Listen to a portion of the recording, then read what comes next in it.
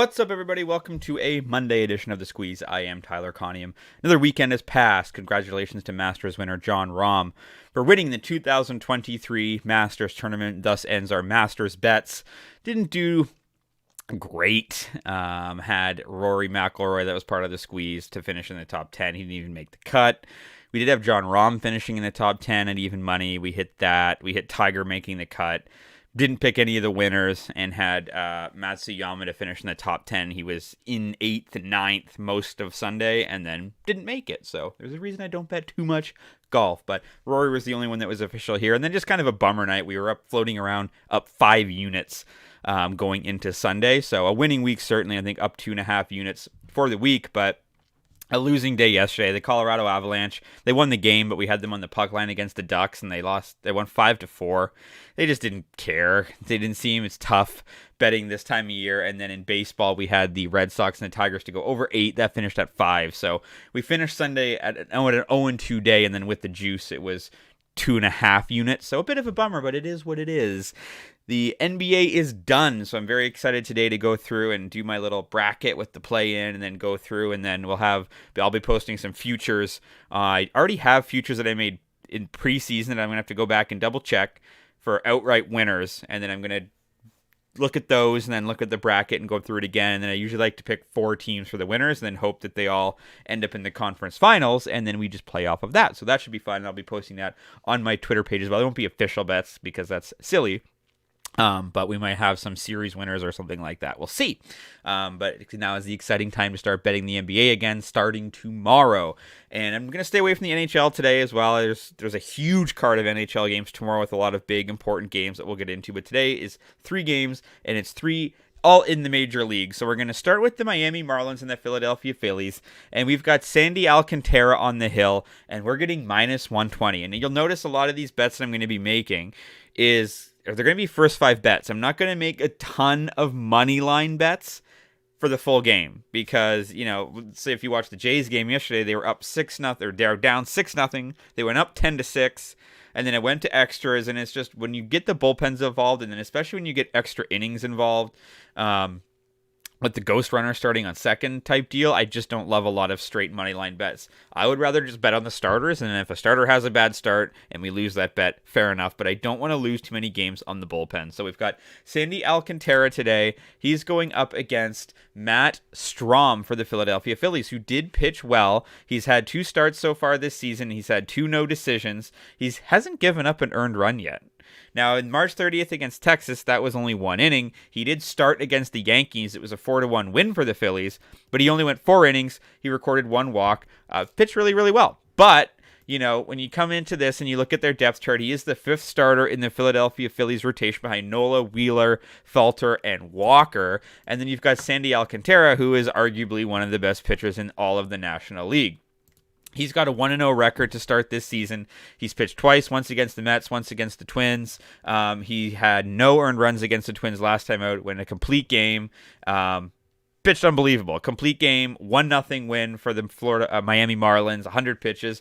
Marlins don't score a lot of runs, but I like for them to at some point they've got to get it going. And I think the Phillies are not a very good team this season, despite what they did last year. They come into this 3-6. Marlins are only 4-6. So I'm basing this heavily on the pitching matchup. Alcantara might have to shut out the Phillies through the first 5 innings, and I'm okay with that. I think the Marlins will be able to get a run or 2 against the Phillies. They did just score 7 yesterday against the Mets in their series finale, which I like.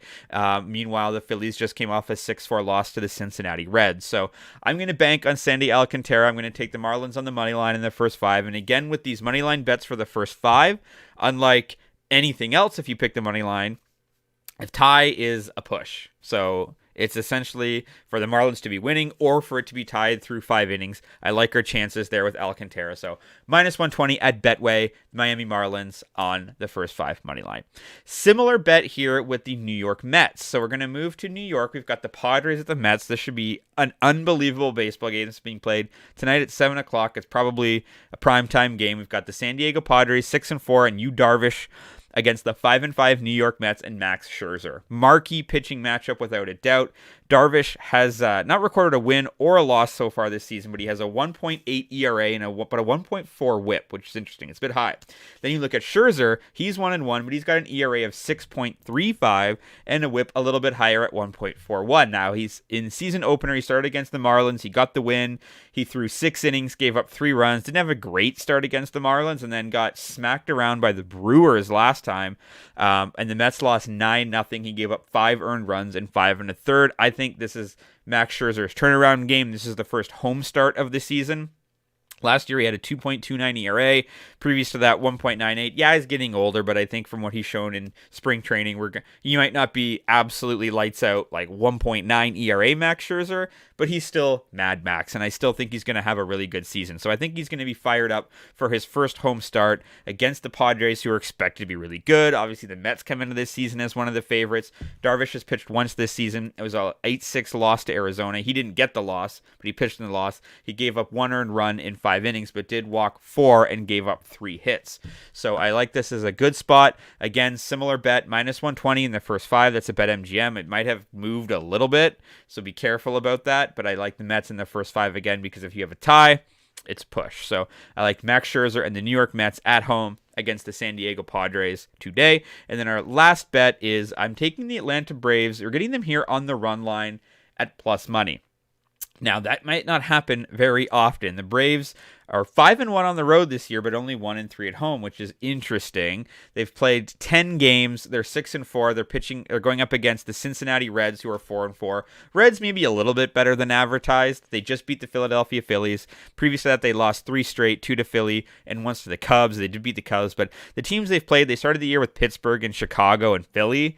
Not exactly the stiffest competition in the world, especially with Pittsburgh and Chicago. And then you look at Atlanta's start. They've started against Washington, who isn't the greatest, but then they swept the St. Louis Cardinals, who are good, and then beat the Padres before losing 3 straight to the Padres, which is interesting. I think the Braves are probably the best team in the American League era in the National League East, so this is going to be a big start. And then you've got 2 matchups of sort of your lesser starters. You've got Elder going for the Braves. He's 1-0 with a 0 ERA and a .83 WHIP, going against Graham Ashcroft, who's 1-0 for the Reds with a 1.29 ERA and a .71 WHIP.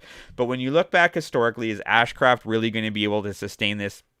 His 3-1 win was against the Pittsburgh Pirates. He went 7 innings, gave up 1 earned, sure. But again, it is the Pittsburgh Pirates. And then you go back to last season, 2022, he started 19 games for the Reds. He was 5-6 with a 4.89 ERA. I think the Braves offense is a heck of a lot better than what they've been playing recently. And you look at Bryce Elder last season for the Atlanta Braves. He started 9 games. He was only 2-4, but he had a 3.17 ERA. I think his pedigree is a little bit better.